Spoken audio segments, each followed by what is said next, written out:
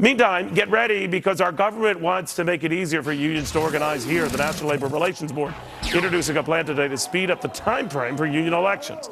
The next guest says at a time when job creation is so crucial, this is a fast track to slowing down the jobs market and the economy. He should know John Allison used to head up BB&T. Now he's part of the New Job Creators Alliance. So, John, not a fan of this. Why not? Neil, nice to talk to you this afternoon. The Job Creators Alliance, our goal is to create a kind of environment where people understand how business leaders create jobs. And, we've had a lot of conversation about the role of government, but the role of government has been unsuccessful in creating jobs. And expanding union participation is certainly not the way to increase job creation in the United States. So, what was curious about this that I didn't understand, maybe you can help me, John, it takes, on average, close to 2 months for an organization operation to succeed or fail at a company, right? The union comes in, urges workers, you want to unionize, the company responds, no, you don't want to unionize. All said and done, I guess it takes 50 to 60 days to, one way or the other, see how it works out. The union wants to expedite that to 10 days. Any grievances or problems you can address after the fact. But by then, the proverbial Trojan horse is in the kingdom, right? Right. Obviously, the goal is to make it more difficult for companies to explain the negatives of a union being elected and the consequences it's going to have for the business and for the workers, which is ironic. And if you think about our political elections, obviously we may be taking too long, but can you imagine we're going to elect congressmen with 10 days notice? It makes no sense. And its only purpose can be to keep companies from being able to present their position. But, John, what's going on here, though, John? It's interesting. This is just the latest. I mean, this move to expedite union representation, the thing with Boeing in South Carolina, and whether, states can pursue right-to-work states and employ elsewhere. And on we go. I mean, it seems like I'm seeing a flurry of these. Well, it's definitely a political payback. Obviously, the unions have been extremely supportive of the Democratic Party.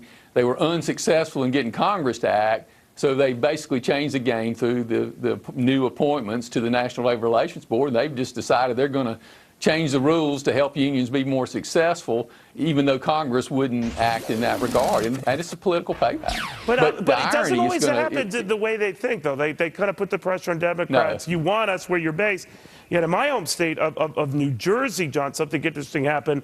The Democratic Senate went along with Republicans to give the Republican governor, Chris Christie, a big win at reining the growth of entitlement spending for public workers in the state by asking public workers to kick in more for things like health benefits and pensions and the like. And that was a shattering event.